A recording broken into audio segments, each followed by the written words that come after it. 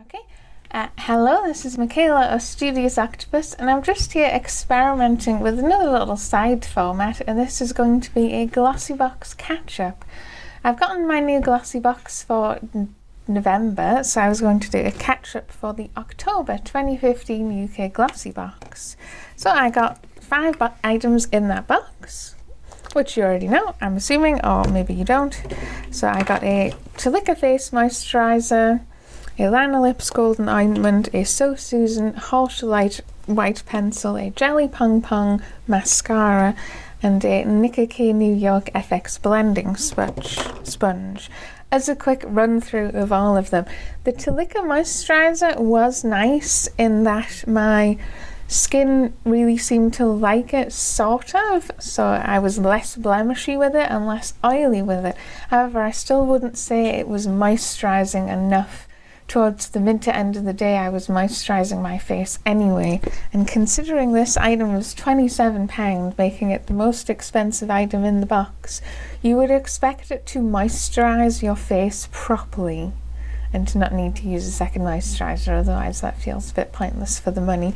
The other thing that lots of people online have noted is that the container came mostly empty, not because it had been pre-opened, but because it wasn't full and they'd used a bigger sort of container than they needed to. You were still getting the 30 grams, I think it was, or 30 millilitres, which I always hate when they do that, because it feels like you're making it look like you get more than you are, when the container could have been like this high and been full, which I always think is more honest. But I'm guessing the problem is that it looks even less like it's worth the money.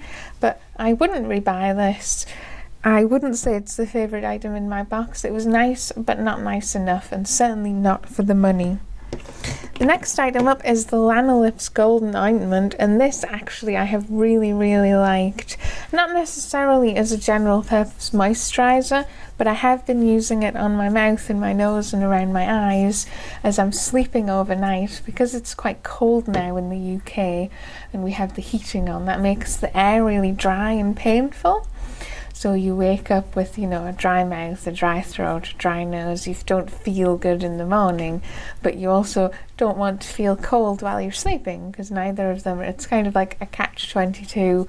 You want to not be cold, but then when you're cold, when you're not cold, you ruin the skin of your face overnight. Anyway, it is actually really good for that, and it has actually lasted quite a while.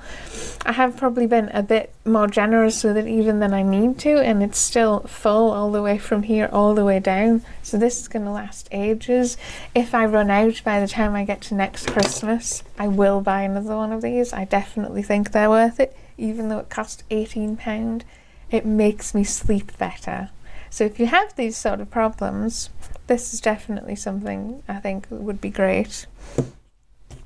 Next up are the 2 makeup items. We had the Hot Light Highlighter Pencil. It is a really nice pencil for using as an eyeshadow base and using as a white eyeliner in the eyes. I couldn't use it to conceal my under eye bags or anything like that. It's just the wrong colour. But it is really nice as an inner eye eyeliner in particular. It stays on really well. Again, whether it's worth £15 is more subjective. I really like the So Susan and Jelly Pong Pong line. They're nice, they're cute, they're full of things that are good for your skin, and they're cruelty free, which is really important. But yeah, this is really nice. Again, with the mascara, thankfully it didn't end up being like the So Susan Flutter mascara that we had. This didn't stay on your lashes and feel wet for ages and ages afterwards. It made your lashes look really nice and really pretty, but in quite a delicate, natural way. I think this would be great for a no makeup look, because it made your lashes slightly darker and look slightly longer and slightly more defined, but they still looked quite natural. But yes, still really, really nice, and So Susan and Jelly Pong Pong are still two really good brands. And then lastly was the Nicka K New York FX Blending Sponge. It has little holes in it, not because it's not particularly hard wearing, but because for some reason when I left it downstairs, my cat thought it was a cat toy and has been chasing it and grabbing it and trying to fish it out of the box. So she seems to like it. This is a really, really budget sponge. I translated the price into £3.90, so barely anything really as makeup sponges go, but it's not good. I wouldn't rebuy it. It didn't change size or shape or feel when I wetted it. It doesn't expand and soften and feel lovely like the Real Techniques one. It's still this firm and this hard, which, especially considering with the size and that it recommends that it's for smaller areas like your eyes, it's too hard on your face. It feels like you're really kind of banging your face, even using it quite softly and delicately and slowly, because it's so hard and firm, it's not comfortable on your face. And obviously as well, when you're using it that softly and slowly, it's going to take ages to do your face. So at nearly £4, when the Real Techniques one is £5 or £6, it just isn't worth it. Buy the Real Techniques one if you want to try a makeup sponge. It's the best one for the money, really. So that is the GlossyBox catch-up for October 2015, which was last month. These were disappointing and not worth it. These were fantastic and really lovely, and I'm glad that I have them.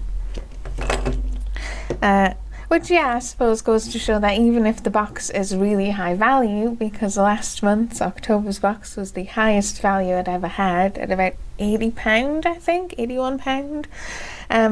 The item that made it really expensive wasn't worth it to me in the end, but it's sort of the subjective nature of it. It might feel more worth it to you. You might have a better type of skin that would suit this, because for me it's just not hydrating enough. But yeah, that was a quick GlossyBox catch-up, and I'll see you again next time. If I decide to actually continue this format, which I might, but I might not. I'm not sure how interested people are in a post-unboxing review, because the first impressions are really nice, but you don't use the product, they're new. You don't really know how good it's going to be over a course of a month. Anyway, I'll see you again next time.